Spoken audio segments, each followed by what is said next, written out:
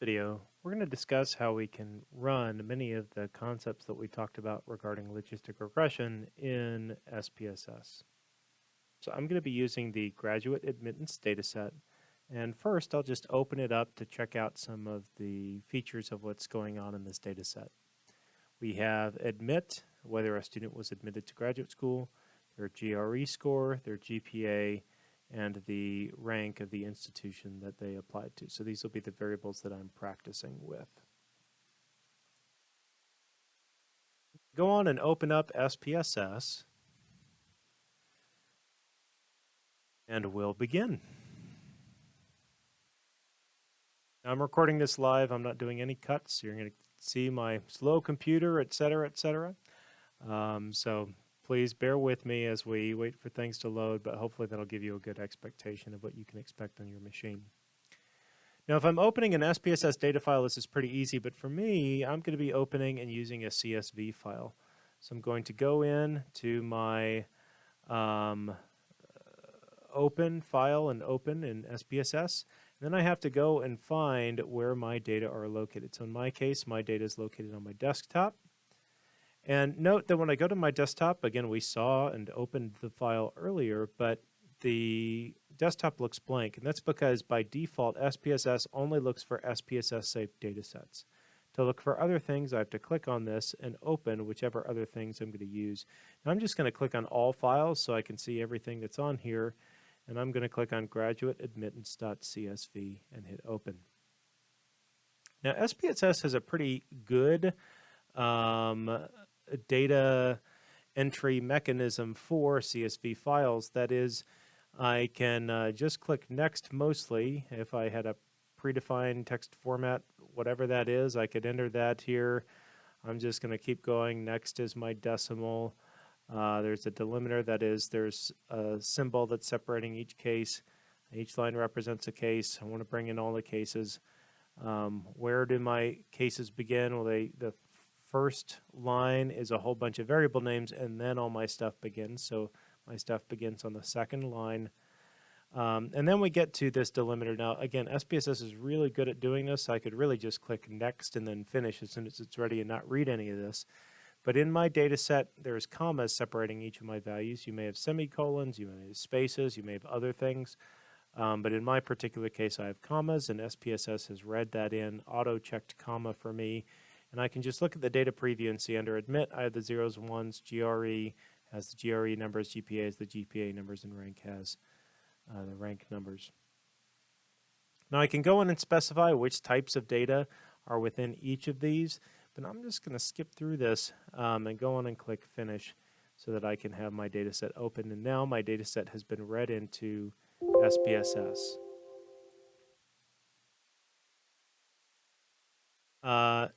Recall in SPSS we have our data view where we can see our data. This looks right-ish. I could go back and double check with my CSV file that I opened in Excel to make sure this is read in correctly.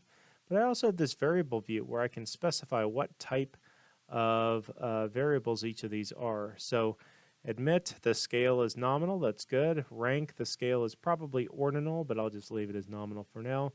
GRE and GPA both have a continuous scale that looks right. I could go in and add labels to these to specify, okay, this is what admit means, this is what rank means, etc.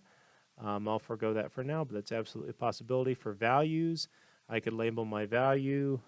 Maybe I'll do this here, 1 for admitted and 0 for not admitted.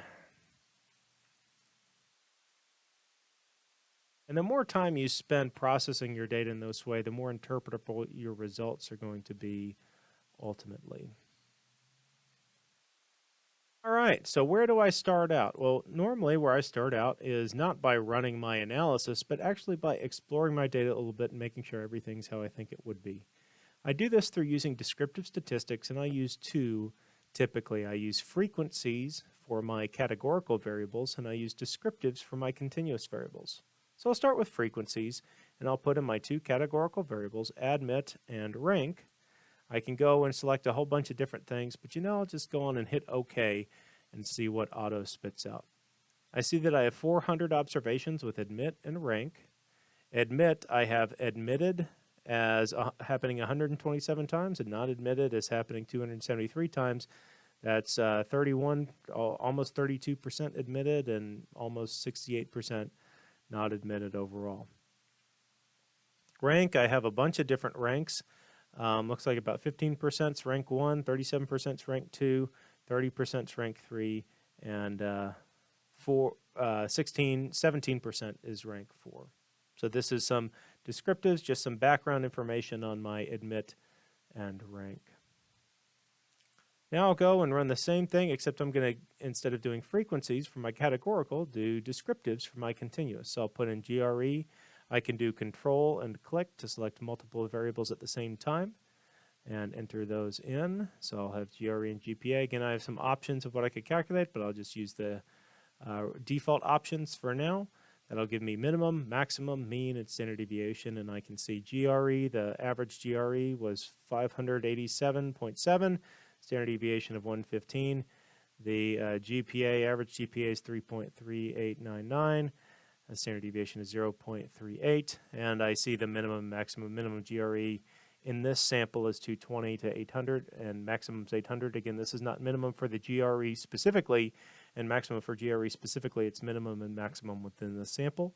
And same thing within GPA. Of course, the minimum GPA is 0, but here we see the minimum GPA in the sample is 2.26, and the top GPA is 4.0. So exploring our data a little bit before we jump into the analysis. All right, so now let's go on and run our analyses and interpret. So you'll note that I'm closing out of the output window. The reason I close out of the output window is because I don't necessarily want to save that output.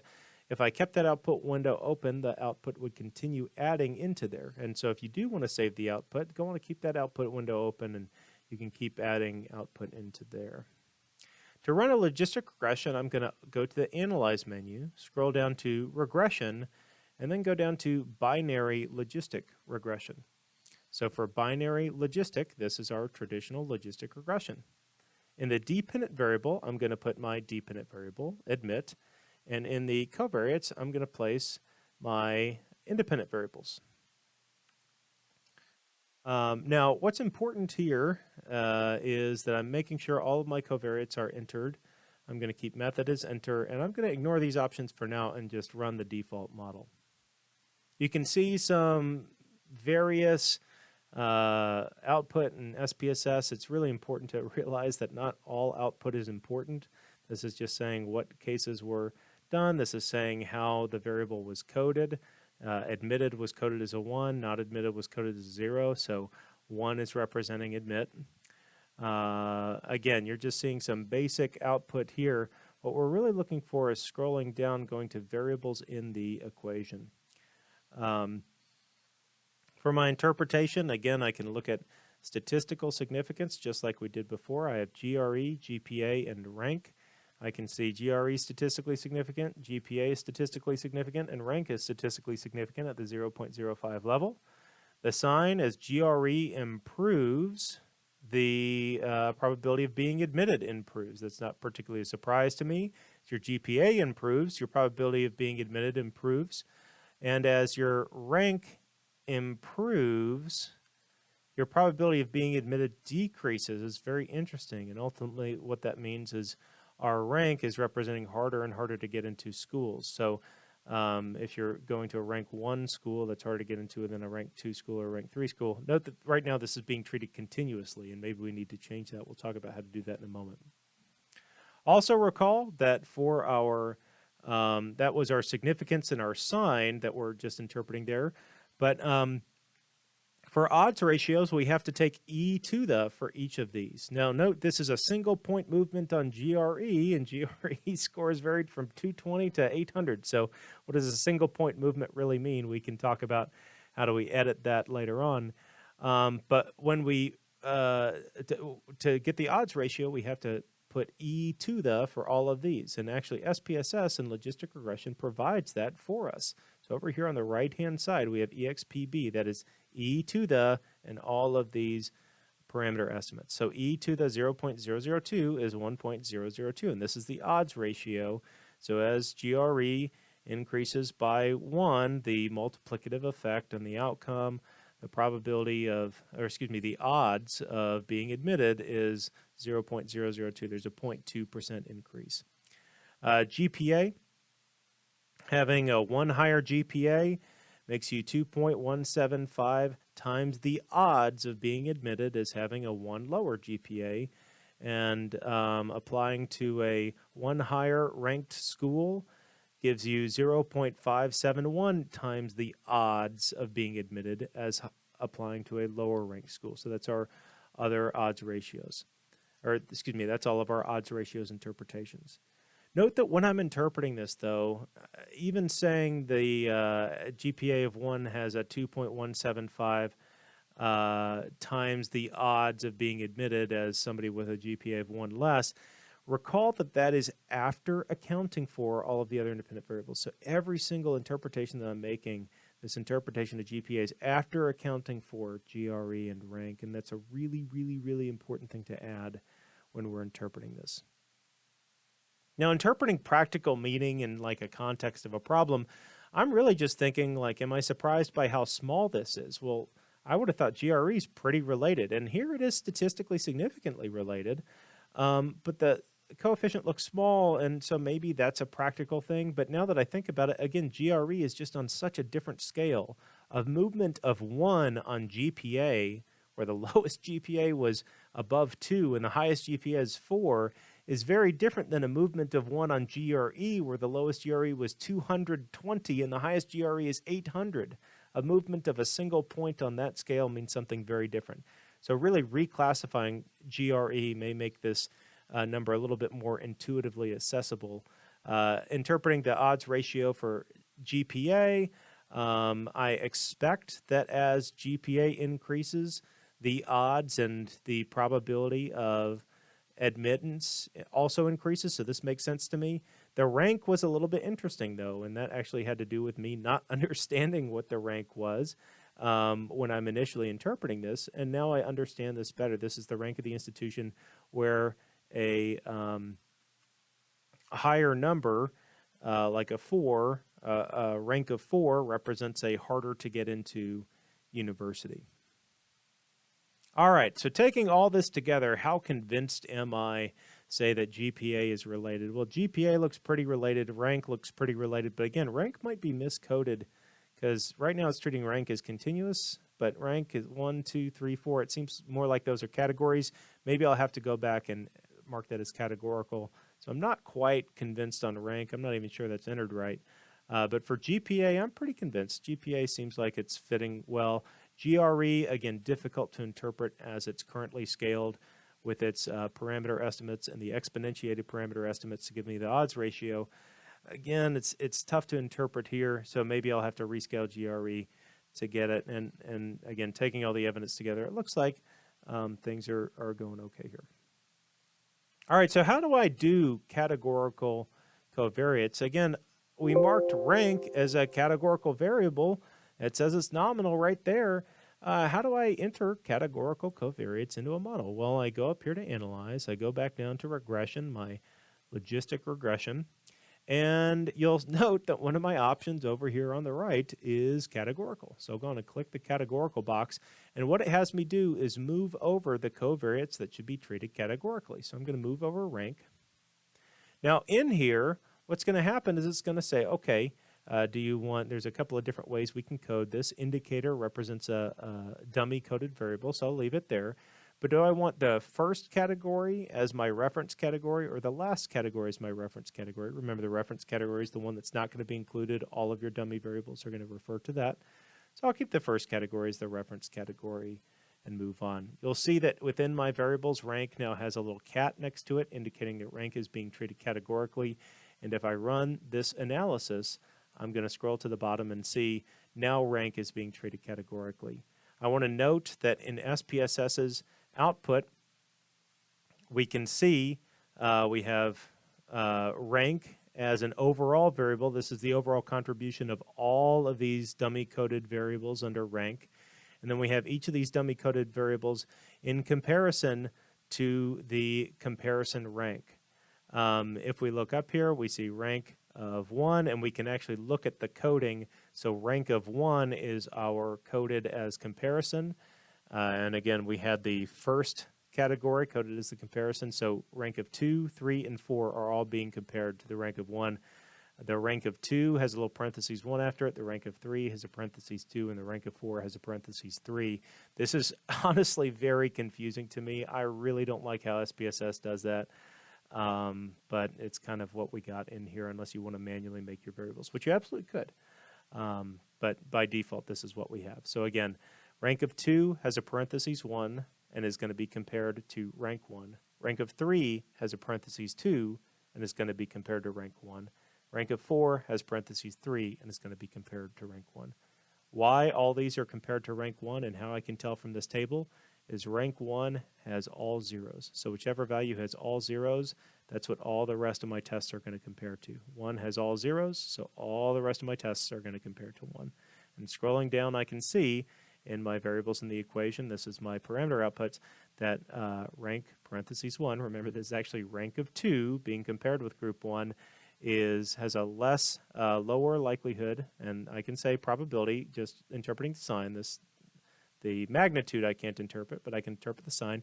The lower probability as for rank 2 has a lower probability of being admitted. Rank 3 has an even lower probability of being admitted in comparison to rank 1, and rank 4, which is the parentheses 3, confusing I know, has the lowest probability of being admitted in comparison to rank 1. All taken together, these are statistically significant, 0.01. That is, rank has a statistically significant contribution. All right, so that's how we include categorical covariates and interpret them. Each of these have their own odds ratio associated. So again, the probability of being admitted for a rank 4 institution, or excuse me, the odds, not probability, excuse me, I apologize. The odds of being admitted for a rank 4 institution are 0.212 times the odds of being admitted for a rank 1 institution is how we would interpret the odds ratio for the third category of rank, which up here in our categorical variable codings table, I can see, again, the parentheses 3 is rank 4. Very confusing, very irritating, I know, but what do you do? All right, so let's discuss how we can test model fit. So I'm going to go on and close out of this. Let's go on and revisit our regression.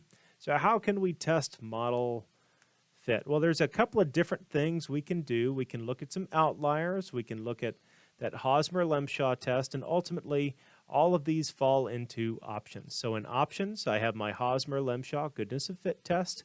I can test my residuals, and this is where I look for outliers. It depends on different classifications as to what constitutes a real outlier or a large enough outlier.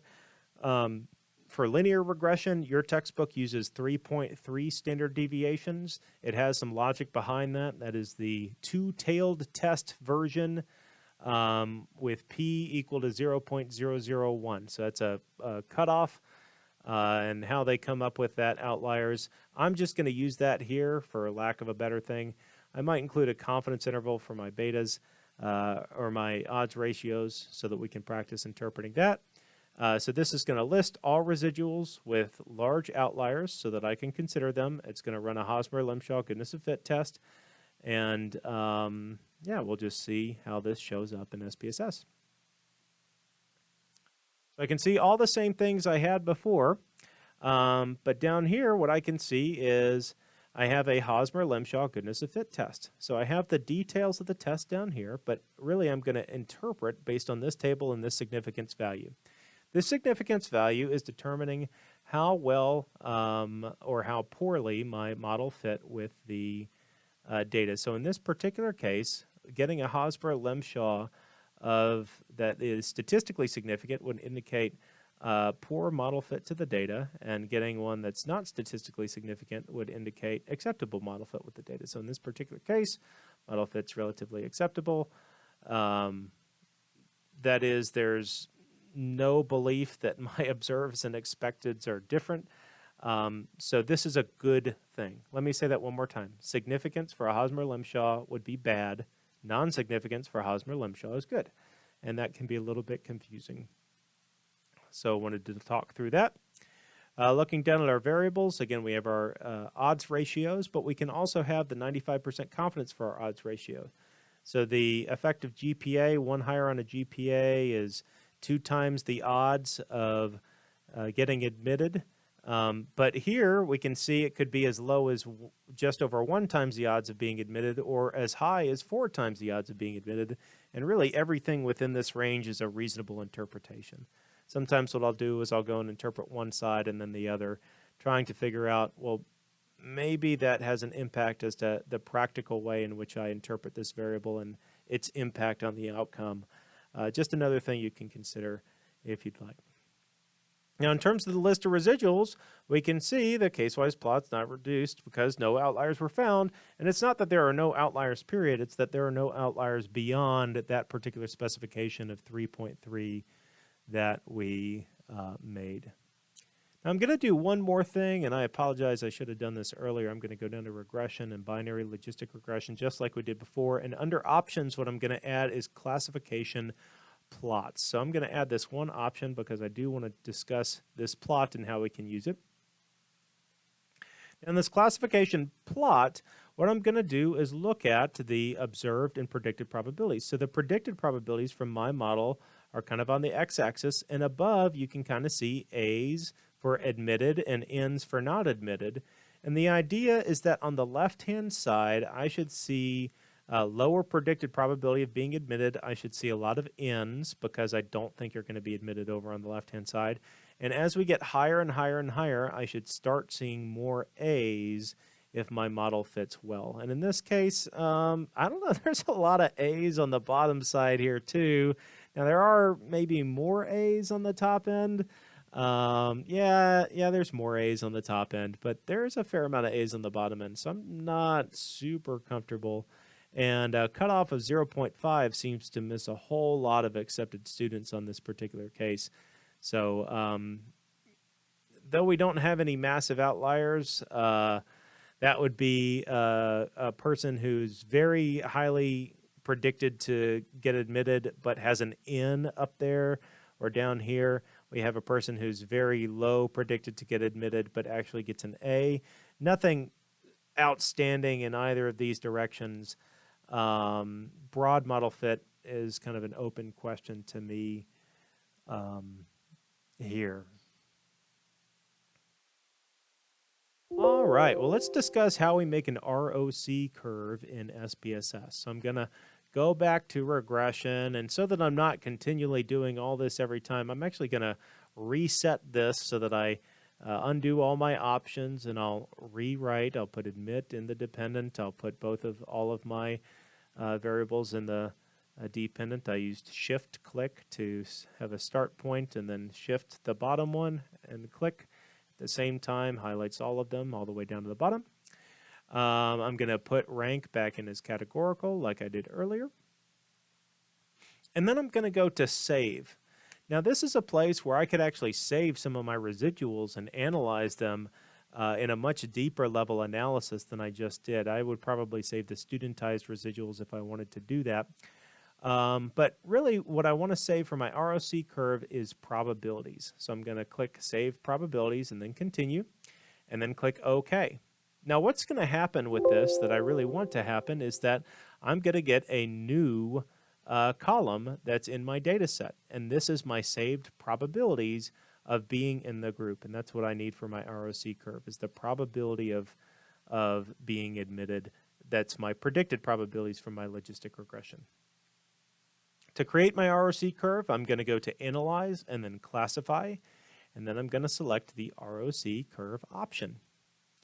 The state variable is what actually happened, and that's going to be, did you get admitted or not, where the value of the state variable, 1, is yes, I got admitted. If I was using a category, I would use quotes and I would type in maybe yes for admitted if that's how the variable were written, but in this case, admit equals 1. In the test variable, I'm going to test the predicted probabilities that I just made so that I can see how well those align with that admitted variable. I'm going to make the ROC curve, and I'll add in a diagonal reference line and then click OK. And this is going to create my ROC curve in SPSS. Looking at my ROC curve, you'll note that it's not nearly as pretty as the class examples, and that's okay. Kind of goes up. You can see, again, all of these little stair-steppy things are different cut points that SPSS is specifying, and then it's calculating the sensitivity and 1 minus the specificity on each one of those cut points. So within each of these, I can calculate the area under the curve. This is very close to 0.7, so this is probably just fine in terms of a usable model. It's a little bit under, but I think it's probably close enough. Again, surely God loves 0.693 nearly as much as 0.7. But it's not overwhelming in terms of its evidence. It's not blowing me out of the water. It seems to be doing a decent job in terms of the model performance at a variety of different cut points. All right. Now let's start playing with a little bit of interpretation. So I'm going to run two models real quick. First, I'm going to go and clear my models. Let me see. I'm going to reset. So I'm going to run admit, and then I'm going to include GPA. So I'm going to run this. And then I'm going to run one more so I can look at it side by side. I'm going to do regression, binary logistic, and I'm going to do the one I did previously with GPA, GRE, and rank, and I'll make rank categorical and compare. And I want to see what GPA looks like in my first model. So I'm going to scroll up and then scroll down. Let's see if I can find where my first model is. Here's my first model, GPA. And I see EXPB, that's the odds ratio. So as you get a point higher in GPA, you have 2.861 times the odds of being admitted as somebody who had 1 point less on their GPA. And now scrolling down to my Fuller equation, I see for GPA you have 2.235 times the odds of being admitted as someone with a 1 less GPA. Here's the point. The point here is to demonstrate with a data set that we can actually look and feel and play around with that when I include these additional covariates, the actual numbers change, and but my interpretation of the numbers has to include the presence of these covariates. That is, my interpretation up here of my GPA and its relationship with being admitted is just that as GPA goes 1 up, again the probability or the odds of being admitted is 2.861 times the odds of being admitted if GPA was 1 less. But down at the bottom here, the interpretation is that as GPA goes 1 up, the odds of being admitted is 2.235 times the odds of being admitted if GPA was 1 less, after accounting for the rank of the institution and GRE. And again, this is something that's very, very, very important to reference and realize when you're writing up these kinds of interpretations. All right. So now let's talk about a couple of extension ideas. So this has been really the basic way of what we can do to assess the big things that we talked about. But let's talk about extending our ideas on some of those into the weeds things. So the first thing I want to do is the sequential regression. How do we do that? So again, I'm going to reset my analysis. I'm going to include admit. And let's say what I really want to do is I want to account for college rank as a default. I'm going to make that a categorical. But then I want to look at student performance in aggregate. That is the GRE and GPA together, and see, does that contribute anything, GRE, GPA together, on top of the rank of the institution when students are trying to be admitted? A way to think about this problem broadly is after accounting for college characteristics, does student performance impact admittance in college? So I'm going to do this by using this block feature. What I do is I enter my default, this is my covariates, this is my demographics in the first block, And then I enter all of the things that I click the next button and enter all of the things that I want to add onto the demographics covariates into another block, a second block. And now if I wanted to do a third analysis with even more things added on, I could click next and add another block. Usually I'll do 2 blocks, one with my demographics, that's block 1, and my covariates, and the second with my variables of interest. And in this case, my covariate is the college statistic rank. That is the rank of the university. And then I, after accounting for that, want to see, does the student does the student information, student performance in terms of GRE, GPA, actually contribute to the probability of being admitted above and beyond just the college rank. So that's how we're going to assess this, and this is the way that we set that up. So I'm going to go on and click OK to run that model. Now, looking at the output, it can be a bit difficult to define where this is coming. So you'll see 0, the beginning block. This is the variable in the equation, is just the constant. That's where we start. The first block, we have the first step, and it is adding rank into the equation. So that's the first block. That's our demographics and covariates is block 1 in this particular case. And then block 2, this is where we assess the contribution. So here, omnibus test of model coefficients. This is the SPSS output that answers my question. Recall what my question was. The question is, does the variables in that second block, that is the student characteristics, contribute to a prediction of admittance above and beyond those college characteristics in the block 1? So in this omnibus test of coefficients, the model test tests all of my variables, rank and GPA and GRE together, and says that among all of these variables, yes, there's a contribution. The block tests just the variables in the second block, that is just GRE and GPA together, and says, do these GRE, GPA together contribute above and beyond what we had in the previous block? And in this case, again, I can see GRE and GPA contribute statistically significantly above and beyond what was in the previous block. So this block line within the omnibus test in the block 2, because I entered all of my variables of interest in block 2, again, demographics were entered in block 1. So the block section of the omnibus test, this is where I'm testing the stepwise regression, that is the contribution of my independent variables above and beyond the demographics.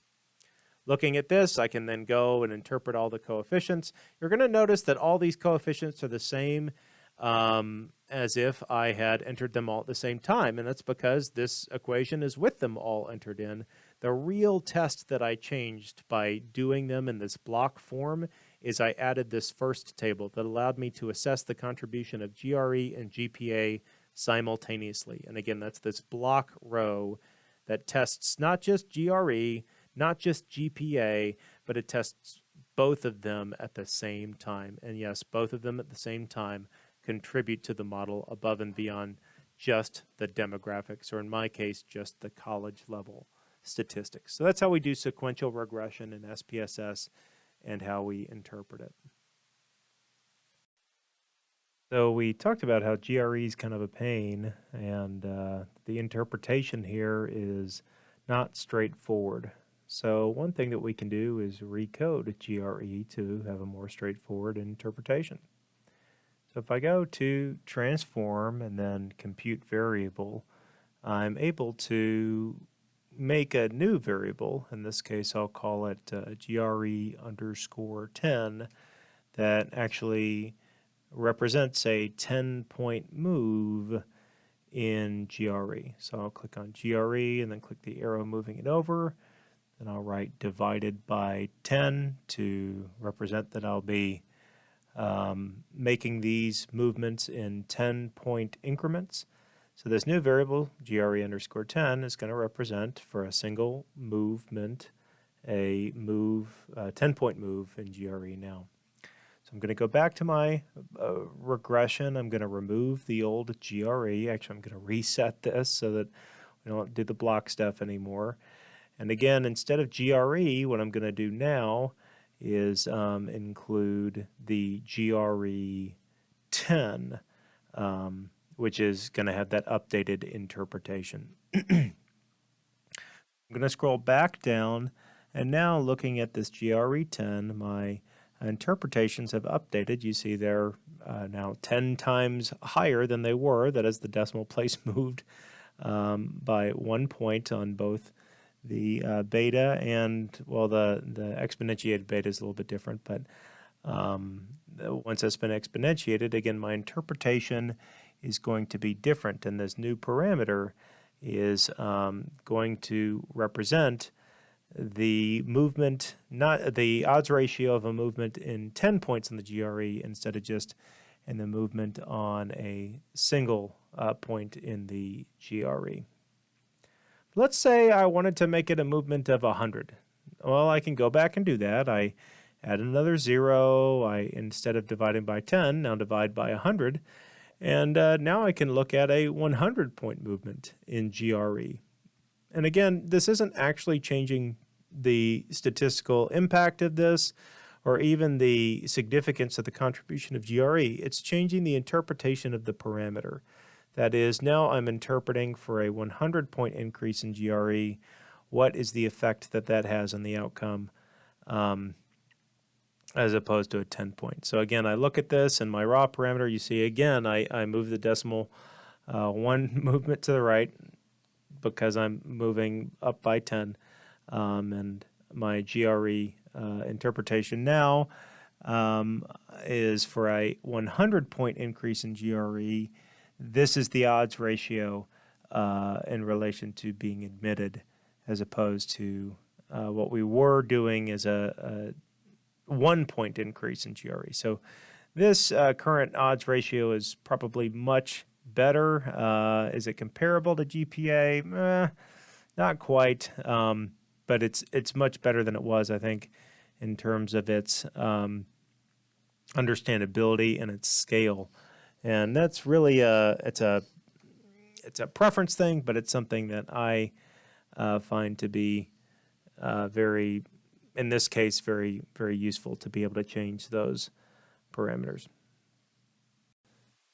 Let's talk about how we can copy and paste some of this analysis out. So I'm going to just rerun this analysis real quick and skip all this. There's a ton of output in SPSS. We really don't need all of it. You really shouldn't be copying all of this.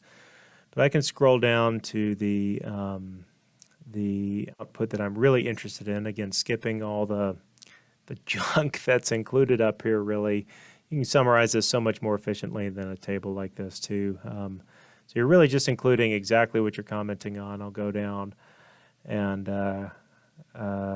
just make a copy of this. So right-click, click on Copy, and then pull up Microsoft Word, and just right-click and click on Paste. And there's a couple of different paste options. On the left-hand side here, the Keep Source Formatting, that's what the Control-V is, so that's probably what I'll use. Now, it's considered bad practice to just paste your output from SPSS into a Word document. Typically, what's done is you paste it in as a start, and then you start working on some formatting here. So you may have an assignment to get some practice in this, but in your projects and dissertations, you're not just going to paste the formatting, or excuse me, you're not just going to paste the output. You're going to be working on some formatting to make sure that the formatting is done in a nice way to make it look good, to make it look professional.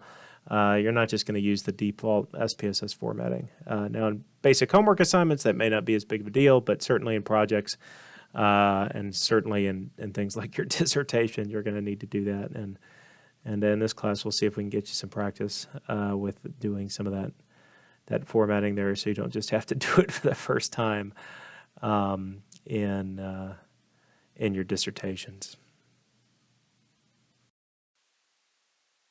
Well, let's talk about how we can save the details of your analysis in case you ever want to go back and do it later. So let's say you go in, you click a whole bunch of different options in your analysis, And you click on this, bootstrapping, I don't know, save all this stuff. I'm saving all this stuff.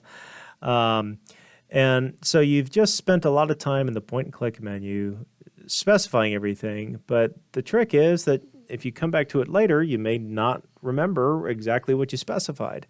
So how can we make sure that we can always access this information again later? And the truth is, SPSS is actually a coding language. This point-and-click menu is built on top of this coding language.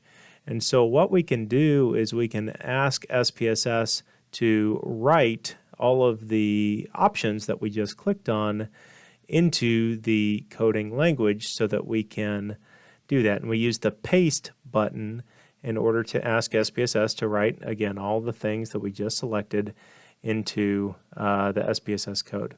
So the nice part about this is we can, take this code, we can save this code because it has all the details of the information or the things that we just clicked on. If we ever run this code, we can open up the saved file, we can highlight everything and then hit the green arrow to run it all.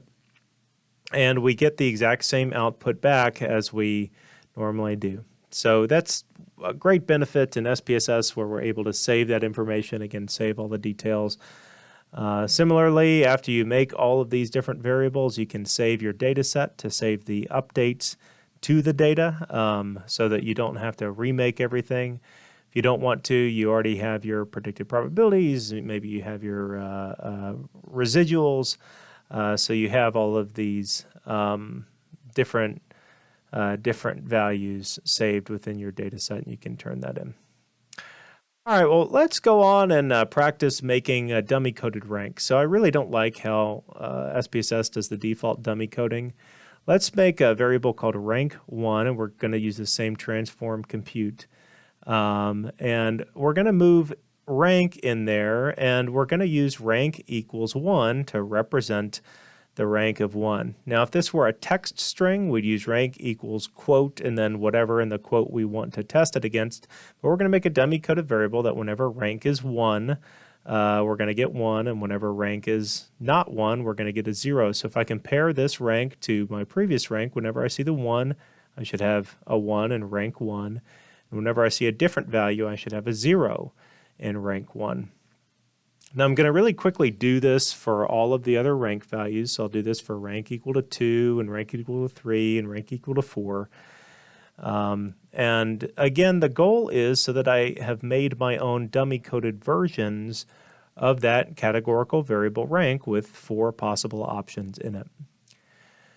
Now the benefit of this, once I have this done, is that when I'm running my regression, I can now specify exactly what rank values I want. So previously I was left with the comparison of comparing it to the first or the last category, but now I could do a comparison to any category that I wanted to. So I'll go on and remove rank categorical there, and then I can include, let's say I wanted my comparison to be rank 3. I can include rank 1 and rank 2 and rank 4, and then because those I've dummy coded those in such a way, rank 3 is going to be the comparison group. And again, that's not something I can do with the default values in SPSS, but when I've dummy coded my own versions, I can specify whatever is the comparison that I want. And yeah, the rank categorical, I really only have a couple of options as to what I can specify as my comparison group for this. So it's really handy to be able to specify whatever comparison group I want. The other reason I like this is even if I do like the built-in options, and that's fine if you do, you don't have to use your own dummy-coded variables. But if I do dummy code my own, even if it's the same options, I just think it's a lot more interpretable. So let's run this. This is the same one we had earlier with rank 1 being the comparison group and then looking at 2, 3, and 4 in comparison. Now when I dummy code my own, I don't use the categorical menu. I just leave it as the ranks. But going down, where am I? There I am. So I have rank 2, 3, and 4. Again, previously I had a rank open parentheses 1 to represent the 2 group, but rank underscore 2 is just so much more clearly representative of the 2 group to me than rank open parentheses 1 and having to look at that coding menu. You'll note that all the B's are the same, all the standard errors and the wald tests and the significances are the same, though I don't have the overall test of significance here. So that is where I previously had one test for all of the ranks. I no longer had that. In order to calculate that, I'd have to do my sequential regression where I put all of them in a single block. So I have my previous block with the other variables, and then I add all of my rank variables in as a block, and then I can go and test the overall contribution of all of those rank variables as one particular block. And here you can see the contribution of rank is statistically significant as a block, and that includes all of those dummy variables as that particular block. Now, if you get lost in your output, you can really easily, I just go to some headers and change it. Maybe I want to mark this one as first analysis. I'll highlight everything and make it big so that I can really easily find this. Maybe I want to go down to this omnibus test that I was just looking at, and I want to find a header near there. I'll rewrite that. So if I have a whole ton of, again, different output, I can quickly find this. This is my overall test of rank. And it's the block row in the omnibus test of model coefficients table right down there. And again, I can highlight all this and make it nice and big so I can find it later on. And that way, if I'm reading through my SPSS output, if I save this output so that I can look at it later, then I can really quickly find the different analyses that I'm looking for. Again, I can save this pretty easily and really quickly find all of these. I've been Xing out of these every time so that we get a clear menu, but sometimes it's nice to save all of your results so that you can find them all pretty quickly. Well, this has been a discussion of SPSS and how we can run these analyses for logistic regression in SPSS, save all of our different outcomes, run all the supplementary model fit tests, and everything else.